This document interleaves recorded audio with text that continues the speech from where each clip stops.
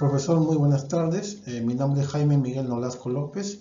Voy a exponer el tema daño a la persona y daño moral en la doctrina y en la jurisprudencia latinoamericana actual, en base a la lectura del doctor Carlos Fernández Cesareo. Como tenemos como primer punto la importancia del daño a la persona en la época actual. El doctor Cesareo sostiene que el daño a la persona sería el más importante para la responsabilidad civil. Esto se explica que en el daño a la persona se resumiría en un daño moral. Ejemplo, cuando una persona que cometió un delito se le arresta o se le dicta prisión sobre él. Siendo la primera vez que comete tal acto, se le arrestará de su libertad y ello se observará en los siguientes días cuando no pueda afectar sus actividades con normalidad porque su libertad viene siendo restringida. Como segundo punto tenemos la gravitación de la nueva sistemática del daño a la persona. Se trató de distinguir entre el daño subjetivo y el daño objetivo. El primero que incide en el sujeto de derecho, o sea, la persona, y en el daño objetivo sobre las cosas. Ello significa que el daño puede ser relacionado con otro objeto, dinero, o reparación patrimonial, y otra que no permite hacerlo entonces por el que el hombre no es un objeto comercial. Entonces, aquí el daño serio no es patrimonial.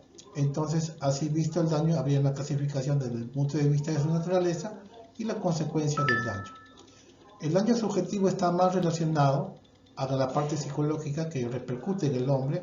El daño a la libertad generará siempre un aspecto psicológico, ya que está directamente relacionado a lo físico. Y el daño psicosomático comprende un daño somático y un daño psíquico. Continuando, por otra parte, el daño biológico como daño contra la salud, en este caso, en una situación judicial, el daño tendrá una repercusión en el aspecto psicosomático, psiquiátrico, en el bienestar integral, en cuanto a la relación familiar, social, afectiva y sexual, por lo que el juez deberá tener a la mano, al momento de la sentencia, el informe pericial para determinar la reparación civil por daño a la salud, daño psíquico, para determinar la psicopatía y las frustraciones posibles que generaría en la víctima el hecho que ya no podrá llevar a cabo el proyecto de vida de la persona.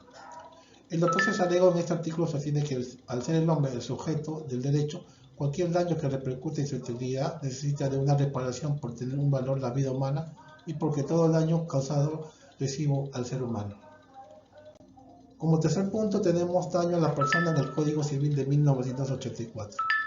En lo principal, el Código Civil de 1984 es que su artículo 1985 señala que se debe reparar el daño a la persona sin limitación alguna y con la mayor amplitud. No tiene ninguna limitación la indemnización por el daño a la persona, a diferencia de otros países como Alemania, Italia y Portugal. También en este artículo se ha considerado, aparte de la indemnización, el lucro cesante, daño emergente, el daño a la persona y el daño moral. Este último no pudo ser eliminado, no siendo el término ni el daño ocasionado en su amplitud, ya que hablaba más de un sufrimiento de carácter emocional psíquico. Como se menciona en el artículo, lo rescatable de haber considerado en el Código Civil de 1984 es que se logró incorporar el daño a la persona entre aquellos daños cuyas consecuencias o perjuicios deberían ser indemnizados. El punto número 4 respondemos a la siguiente pregunta. ¿Seguimos identificando daño a la persona con daño moral?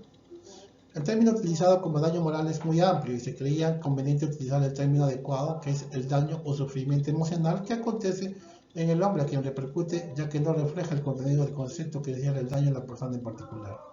El daño ocasiona a la vida de la relación, a la sexualidad, a la identidad, a la intimidad y en general múltiples daños inferidos ya sea en el cuerpo como en la psique de la persona, que es un deterioro radical que incide sobre el ejercicio de la libertad, frustración del proyecto de la vida, el ser humano. Lo hemos reiterado con frecuencia que es una unidad psicosomática que es sustentada en la libertad.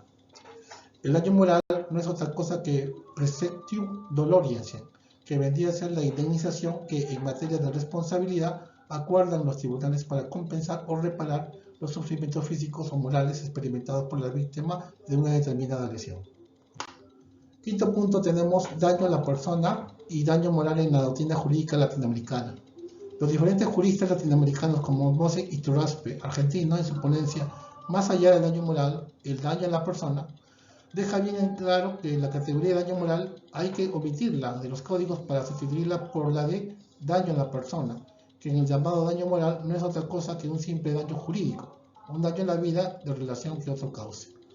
Para el jurista uruguayo Gustavo Roque Castilla, el daño personal es un concepto genético dentro del cual el daño moral no es nada más que una especie, pues existen otra serie de lesiones a la persona en la que no se afecta básicamente su sentimiento, no se causan sensaciones de dolor, pero no obstante se afecta la dignidad o la integridad de la persona. Es decir, el daño moral se destaca la existencia de una lesión psíquica o una afección a los sentimientos, una sensación de dolor o de sufrimiento que tiene fuerza, intensidad, duración que dependerá de la persona. Como sexto punto tenemos la opinión de los comentaristas sobre el tratamiento del daño a la persona en el Código Civil de 1984. Entre ellos tenemos al jurista Alberto Bueres, que reconoce al menos un valor y un resultado de la doctrina que en años recientes ya ha venido trabajando para elaborar la noción del daño a la persona, a fin de comprender en ella no solo el dolor o sufrimiento, sino toda la inmensa gama de daños que puede sufrir el ser humano en cuanto a la unidad psicosomática sustentada en su libertad. El maestro italiano Pietro Regino, la incorporación de la reparación del daño a la persona, sin limitación alguna en el Código Civil peruano, anota con la autoridad que se le reconoce a nivel internacional que debe señalarse a la relevancia de considerar a la persona ante la repercusión en el daño. Para el profesor italiano Francesco de Busnelli, coincida y avale la posición asumida por la doctrina nacional. Es decir, en el sentido que la protección de la persona no se limita a resarcir los daños que afecten las rentas de trabajo, o sea, el hombre trabajador o propietario, sino que se debe reparar cualquier lesión que infiera al ser humano, cualquiera sea su actividad. Y para el jurista argentino Carlos Zaparella, el daño a la persona entendido en su profundo significativo sentido de la porción del proyecto de vida de la víctima, el que conmueve a tal punto el espíritu que implica un nuevo rumbo de la vida, pues la posibilidad de responder al llamado a la vocación ha sido truncado por un acto ilícito o cumplimiento de contratos. Y como último punto, el punto 7, señalamos que el daño a la persona en la creciente jurisprudencia latinoamericana. En el ámbito latinoamericano se aceptó daño a las personas, el proyecto de vida. Por otra parte, es necesario fortalecer la tendencia compensatoria, mientras que el daño moral en el sentido tradicional debería contener el concepto de dañar a las personas. Argentina será precedente sobre sentencias dictadas en lo que refiere al daño, y esto se observa de los perjuicios ocasionados. A continuación se expondrá tres casos de sentencias dictadas en los años 1984, 1985 y 1986. Tenemos un primer caso, el caso A, Escaramuza Mabel y otro contra la provincia de Buenos Aires y otros. La sentencia de este tribunal ha sostenido que cuando resulta disminuir las actitudes físicas o psíquicas de manera permanente, esta incapacidad debe ser objeto de reparación al margen que se desempeñe o no una actividad productiva, pues la integridad física tiene en sí misma un valor indemnizable y su lesión afecta diversos aspectos de la personalidad que hacen en el ámbito doméstico, social, cultural y deportivo, con la consiguiente frustración en el desarrollo pleno de la vida. Tenemos el caso B, el caso Rack Yamile Viviana contra Adrián Fabio de la Rosa. En la sentencia de primera instancia señala que la indemnización por incapacidad no debe ser determinada mediante cálculos actuariales y dirigidos porcentajes proporcionales a la posible disminución del efectivo laboral, sino que en cada caso apreciar la particularidad de circunstancias que permiten determinar la cuantía del resarcimiento y que posteriormente, mediante diversos análisis efectuados por el tribunal juzgador, establecieron el importe de la indemnización que llegó a calcularse en la suma de 50.000 pesos argentinos, establecida para el daño biológico, tanto somático como psíquico, habiéndose elevado el monte de la indemnización a la suma de 83.000 pesos argentinos.